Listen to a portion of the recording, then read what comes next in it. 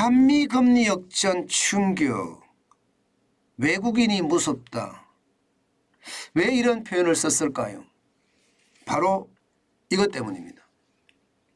올해 외국인이 주식시장에서 순매수한 금액입니다. 어마어마하죠.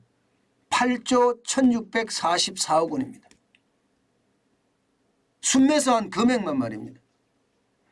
이게 뭐 작년에 11조 4281억 원을 팔았거든요. 그런데 올해는 지금 사실 2월 3일 현재 한 달 3일이 됐는데 이게 8조 1644억 원이니까 어마어마한 금액을 사들이고 있습니다.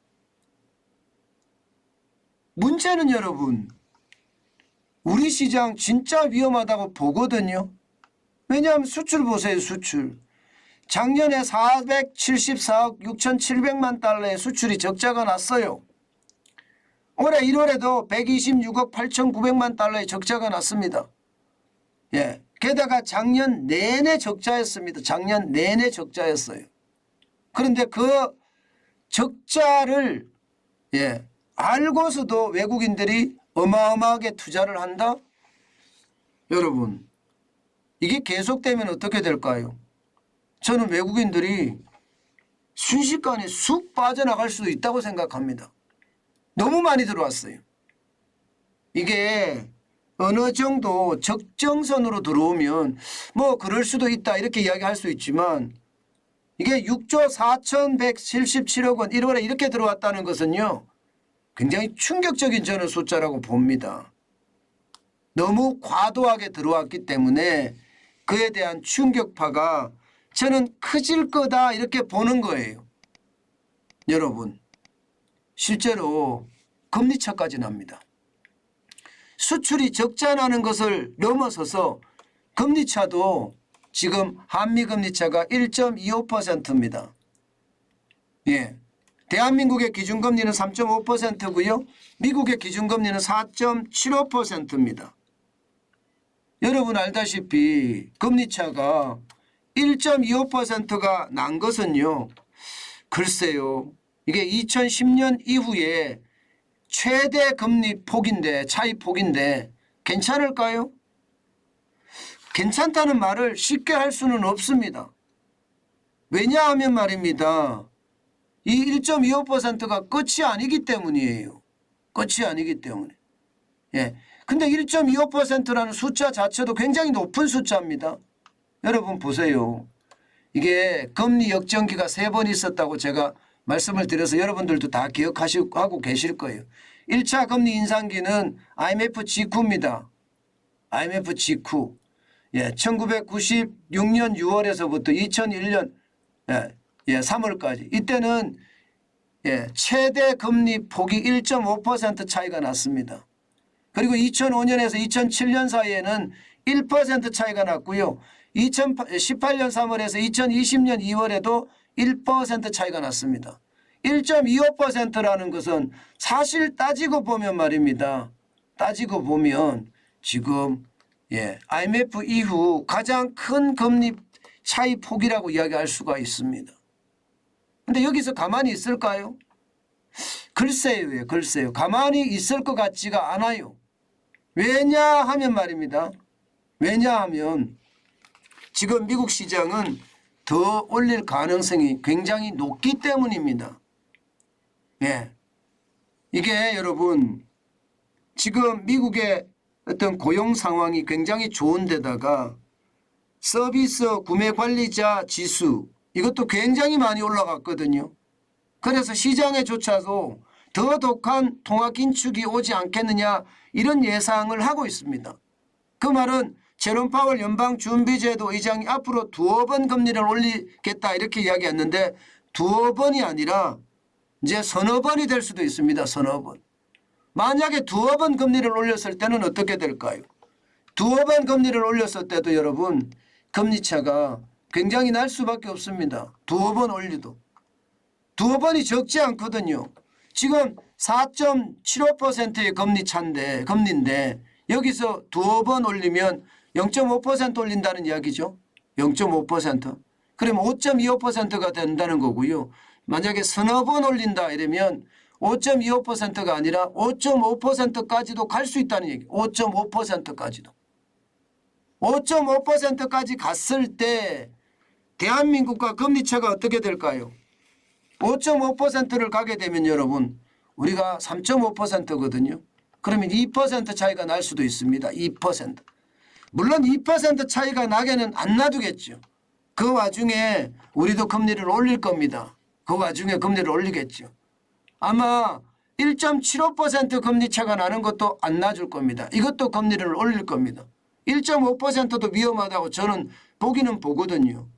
예. 그런데 우리는 2월 달이죠. 2월 23일에 금리를 동결시킬 가능성 굉장히 높거든요. 3.5%에서. 그러면 미국이 3월 22일에 금리를 또 올리면 이때는 이제 1.5% 차이가 납니다. 1.5% 차이가 났을 때 외국인이 가만히 있을까요? 저는 여기에 불안감이 굉장히 크다는 이야기예요. 여기에. 저는 외국인들이 생각을 했을 때 지금 소비자 물가가 12월에 5%였는데 1월에 5.2%다. 아마 외국인들도 여기에 바짝 긴장을 하고 있을 겁니다. 여기에다가 수출이 계속 적자인데 1월이 최대였고 2월도 적자가 많다. 지금 정부가 수출 적자를 만회하려고 쉽게 말하면 가진 방법을 다 동원하고 있습니다. 상반기에만 100조를 투입하겠다 이렇게까지 이야기해. 100조. 그만큼 수출을 늘리겠다는 그 발상이 굉장히 강한데요. 그런데도 불구하고 이게 수출이 흑자를 만약에 달성하지 못하면 저는 외국인들의 한국 탈출 충분히 가능하다고 생각해요. 이미 채권 시장에서는요. 12월에 보시다시피 4조 310억 원이 탈출을 했습니다. 게다가 1월에도요. 4조가 넘을 거라는 예상. 뭐 1월 25일까지만 하더라도 채권 시장에서 외국인이 5조 이상이 빠져나갔다. 이런 지표들이 조금씩 나왔었거든요. 채권 시장에서 이탈하듯이 만약에 주식 시장에서 외국인들이 이탈하면 어떻게 될까요? 저는 그 이탈하는 그 상황이 굉장히 우리 주식 시장에 큰 충격을 줄 수도 있다고 생각을 합니다. 물론 중국이 리오프닝이 되면서 경제 성장률도 지금 4.4%에서 IMF가 5.2%까지 올려잡았습니다. 그렇기 때문에 중국의 성장률을 올려잡으면 우리 입장에서는 수출을 많이 할 수 있으니까 뭐 중국의 수출 비중이 거의 25% 가까이 되잖아요. 홍콩까지 포함하면 한 30% 됩니다. 그럼 중국의 경제가 좋아지면 우리도 수출의 순풍을 탈 수 있다는 그런 이야기가 되는 거거든요. 그런 상황이라면 여러분 달라질 수도 있겠죠. 그러나 뭐 중국 상황도 그렇게 좋지는 않습니다. 지금 미국의 경제 전문가들이 중국의 부동산 위험하다 이렇게 이야기하니까 중국이 애써 안 위험해. 우리 문제 없어. 이렇게 반발을 한다는 뜻은요. 중국 시장이 솔직히 나쁘다는 이야기예요.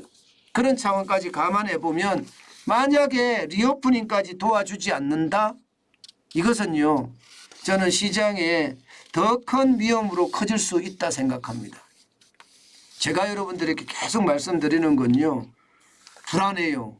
아직도 경제가 안정이 됐다 이렇게 말하기가 진짜 어렵고요. 그만큼 말입니다. 경제의 어떤 불확실성도 굉장히 높아졌다는 이야기예요. 오죽했으면 레리 서머스 미국의 전 재무장관이죠. 전 재무장관이고 지금 하버드대 교수죠. 레리 서머스가 이야기하기를 말입니다. 요즘 경제 그 누구도 모르겠다. 너무 혼란스럽다. 본인도 그렇게 이야기합니다. 그러면서 말입니다. 갑작스러운 경기가 툭 떨어지는 서던 스톱이라고 합니다. 서던 스톱. 갑자기 경기가 툭 떨어지는 거죠. 서던 스톱이 올 수도 있다. 이렇게도 이야기합니다. 물론 그러면서 더 그 뒤에 코멘트를 달기는 이거는 100% 확신은 없다. 이렇게 이야기는 했어요. 그 말은 시장 자체가 너무 불안해서 불확실성이 많아서 짐작할 수가 없다는 이야기거든요. 지금 우리 시장은요. 미국 시장이 그 정도라면 우리 시장도 변동성은 훨씬 더 크다고 저는 생각해요. 미국 시장보다가 괴리가 더 크다고 생각을 하기 때문에 시장의 어떤 불안감이나 이런 것은 점점 더 커지지 않을까 보고요. 외국인들의 동향 아주 지독하게 살펴봐야 될 겁니다. 단순하게 외국인들의 동향을 그냥 짚고 넘어가서는 안 될 것 같아요. 예. A부터 Z까지 1부터 10까지 아주 면밀히 분석해 보는 것 지금 굉장히 중요한 것 같습니다. 그만큼 외국인들이 지금은 많이 들어오나 이게 소비자 물가가 다시 상승하고 또 수출 적자가 계속되는 한 외국인들의 불안감은 가시지 않을 거고요. 그 언젠가 갑작스러운 탈출이 일어나면 시장의 위험성은 높아진다. 이 말씀 다시 한번 올립니다. 시장은 늘 불안합니다. 지금은 어느 누구도 예측하기가 힘들다고 이야기할 정도로 불안합니다. 때문에 여러분 지금은 투자보다 현금을 쌓는 것 그게 더 중요하다. 그렇게 생각합니다.